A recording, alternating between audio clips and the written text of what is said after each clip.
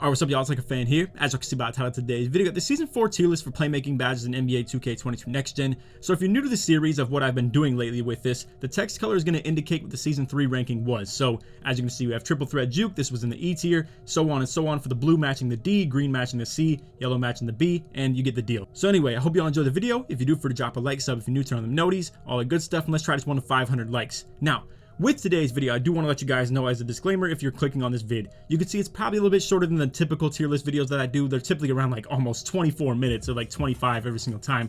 We're going to try to keep this one a little bit shorter, more so for the reason of not a lot of badges have changed in terms of my ranking and how I view them. So we're going to give a very short, brief explanation on stuff like that, where if anybody's new to the channel and wants to know about triple threat juke, I'll just let you know. I run it on my slasher. I think it's definitely an okay badge, but it's more so just for playing around. I think it's pretty good on the 1v1 court, I will say that much, where you obviously can take the ball from the check and just go. Whereas in 3v3, if it's a side out or something like that, you have to inbound it, and you're not in scoring range when you get the ball. Or for 2v2, you have to actually pass to your teammate. In 1v1, you can actually do it off the inbound, and I think it is a little bit more valid or comp when it comes to that. But in general, obviously, this badge isn't really something you should be running when it comes to Pro-Am or 3v3 or 2v2. I think it's more so just a 1v1 badge, and especially for people who like to slash. Other than that, though, I don't think it's really needed. Next up, we have special delivery, moving down from the D tier to the E tier. I've come to the conclusion that this isn't a very good badge when it comes to just playing in general 2v2, 3v3 Pro-Am situations. Ironically, I actually will vouch for this badge being a thing on 1v1 court because it allows you to throw lobs off the backboard to yourself, and that's a little bit convenient for people who have solid driving dunk rating or alley-oop packages, where if you get a forced pickup on you can actually throw it to yourself on those forced pickups if the defender is just jamming you like crazy and you obviously can't make the shot. So obviously, like I said, it works for that, but I just want to kind of get my reason for why this isn't really a good badge on 2v2 or 3v3 or Pro-Am, if you ask me. It's not really often that you can just flashy pass your teammate and give him a boost in terms of shooting the ball. It's kind of inconvenient in most situations, and you have to run it at a high level to be completely accurate with it. And then on top of that too, having this on makes it so you do throw accidental off the backboard or off the ground alley-oops, and that's not convenient in the sake of playing as a team. It's going to sell your teammate out quite a bit often if that does happen, and I don't think it's worth running.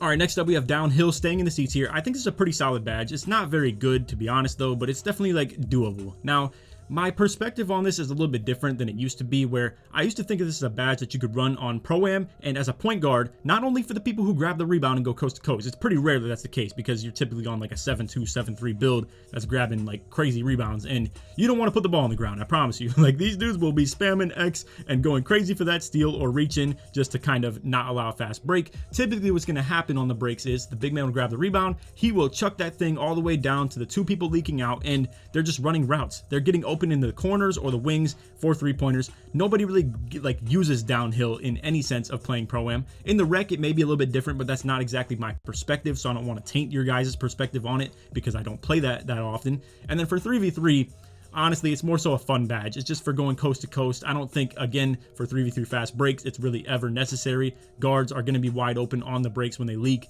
and they're just open in the corner. Simple as that. Or if they're not open, then they're just not open. But there's nothing downhill can do about that.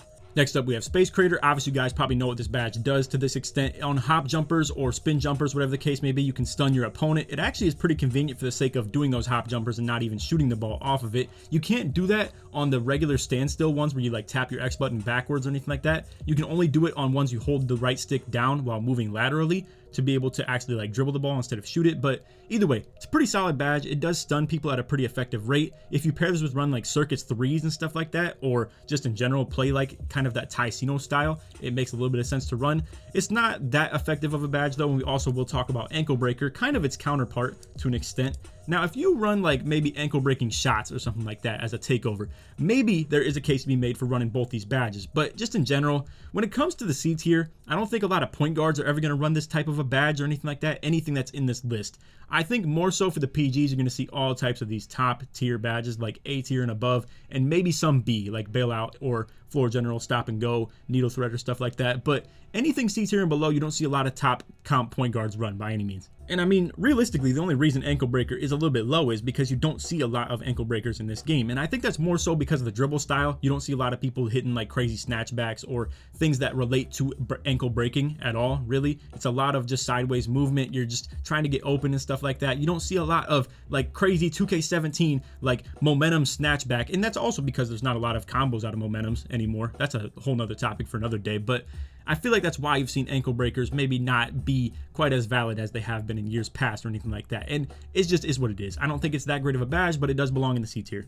Alright, so next up we have Break Starter. I'm honestly going to put this in the B tier. I think this is actually a really good badge to be running on Pro-Am. Now, obviously, this is more so just to be talking about Pro-Am. I don't think this needs to be talked about in terms of, clearly, there's no point in running this on 1v1 or 2v2. For 3v3, it's somewhat reasonable, but I don't think it's needed or necessary either. You can still make outlet passes plenty fine without Break Starter. If you have it on, though, it will enhance that ability to an extent, but it's obviously not needed. For Rec Center and Pro-Am, obviously, it's so important, and this is a really good badge for bigs to be running. Honestly, for the sake of just being a center that has no ball handle upgrade or anything like that, you could make the case it's really an S tier playmaking badge, because what else are you going to run other than that? I mean, if you have glue hands, there's definitely a reason to be running that. Post Playmaker, which we will talk about, is also a C tier badge in terms of how I would rank it, but if you're strictly like a 7-3 big man, obviously Post Playmaker, Break Starter, Dimer, all types of stuff like that, it's clearly the only badges you can even run because you don't have any ball handle upgraded. So I mean, for you, they're clearly like an A tier, S tier badge to be running.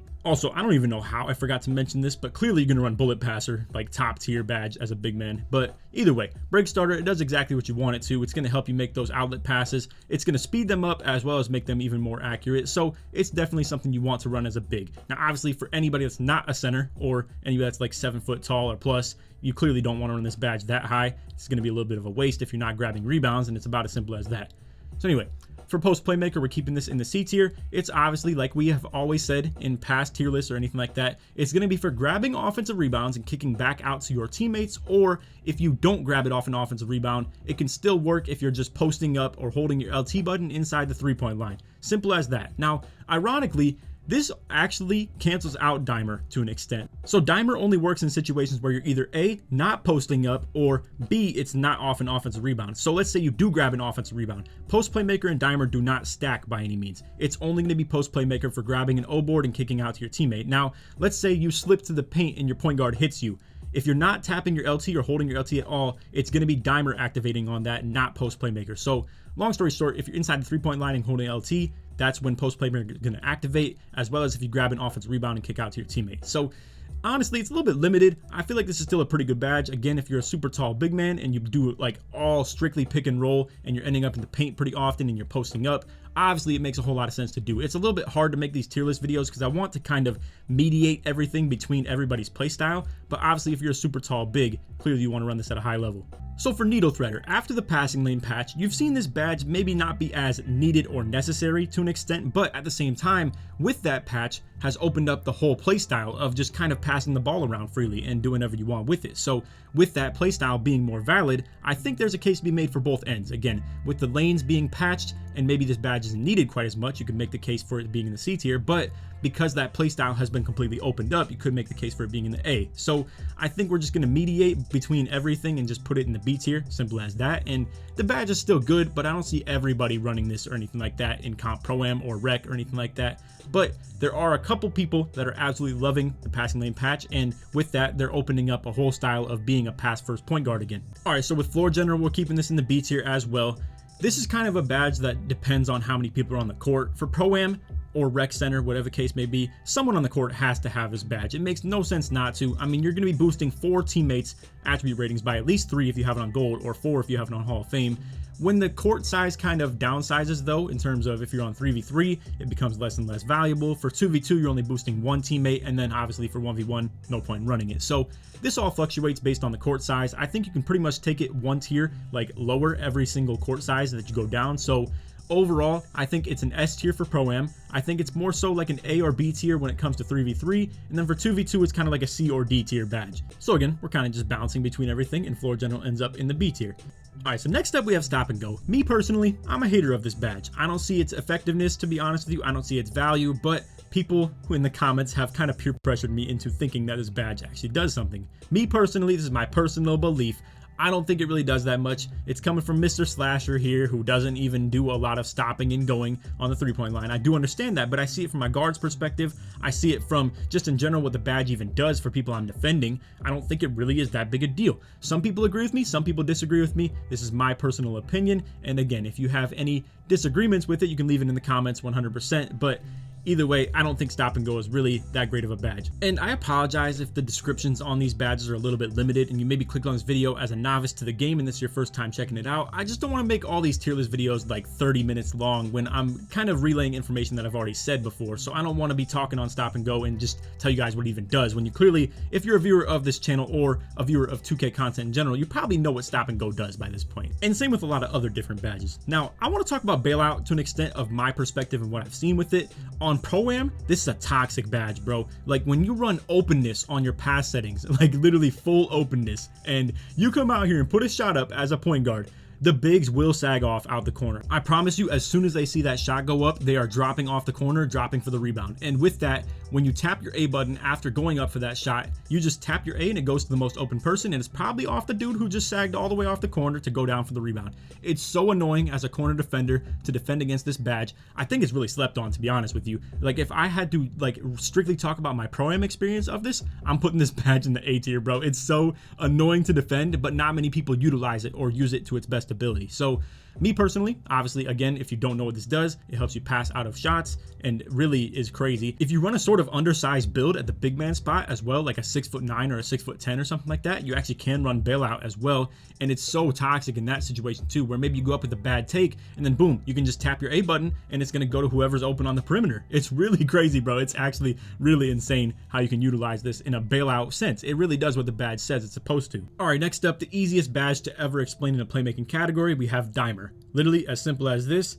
You have it on, it's going to help your teammates make their shots. It's literally as simple as that. It's going to boost their shot rating percentage and just like their efficiency of making shots. It's literally as simple as that. I think as a point guard, it makes a whole lot of sense to have this. I think having it as a big man, if you have a lot of playmaking badges because you put your pass accuracy to like 85, 86, something like that, and you didn't even put any playmaking on in terms of the ball handling and speed with ball, this is still really valid, bro. Like to run Dimer and post playmaker together is really smart. And again, for bigs, makes a lot of sense. For point guards, I think this badge is really good to run as well. Obviously, it's a very easy gear to shoot the ball, but helping your teammates make shots still makes a lot of sense. And it's a very selfish aspect, if you ask me, if you can't put 2 to 3 of your badge points into like silver or gold Dimer as a point guard. All right, next up, we have glue hands moving down from the A tier to the B tier. This is going to help you pretty much just catch the ball off pick and roll situations, pick and pop, or spotting up in the corner, or whatever the case may be. If you're maybe moving in transition, and it's going to help you in that situation. Now, I think this is pretty good for Pro-Am. You're going to see a lot of top tier PGs maybe run this at a decent level for the sake of fast break. It's not for obviously like catching the ball in any other situation. It's clear that they're not involved in like a pick and roll situation where they're going to catch it off a roll or a pop, but it helps a lot for fast break in terms of gliding you into good fast break three-pointer attempts, or same with if you're a lockdown who's guarding on ball and you're taking off on the fast break as well. And if you're an undersized big man as well, you can run this badge for the sake of pick and roll and finishing and stuff like that, or pick and popping, whatever the case may be. I think it's still a really good badge, but I do think it's a little bit overvalued to have it in the A tier. I mean, if we're going to compare it to every other A tier badge that's in this video, it doesn't really stack up if you ask me. I think it's a really good accessory badge. It makes a lot of sense. It's still needed, but you're not going to see a lot of people run this on Hall of Fame or something like that, unless you're literally a lockdown who's playing spot up or something like that, and obviously doesn't even have to handle the ball.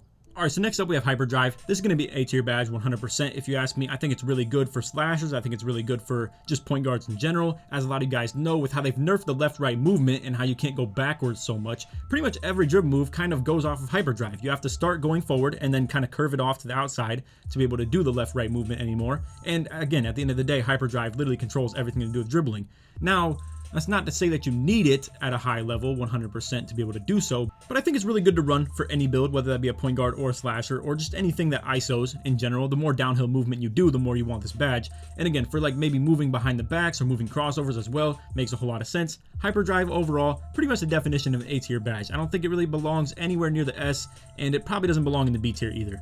All right, so next up we have handles for days. This is 100% an S tier badge. It's what literally allows people to just dribble the whole clock out and just literally ball hog as a point guard. Now, obviously, if they dribbled for too long, you can sag off and their jump shot is super hard to time if they've even just dribbled around for too long, or if they're losing their stamina, whatever the case may be. Overall, I think this definitely helps the case though, for them being able to do that for longer and still being able to shoot the ball. And obviously, any point guard will tell you, like handles for days, clear S tier badge, 100%. All right, so this right here might be a little bit controversial, but I'm going to do it anyway. Quick chain and tight handles, I am moving down from the S tier to the A tier. I want to talk about quick chain first and foremost. Clearly for outside point guards, it makes a whole lot of sense. If you work pick and roll, you need this badge. It's literally as simple as that. But for ISO players or slashers in general, myself included, I want to talk about this first and foremost. I made a 6'7" glitched out metric build.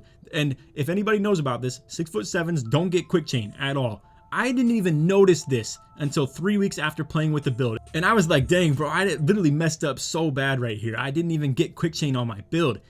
I ended up finding out I don't even care. It doesn't matter for my build. Now, again, that's just me talking from a like ISO kind of pure slasher perspective.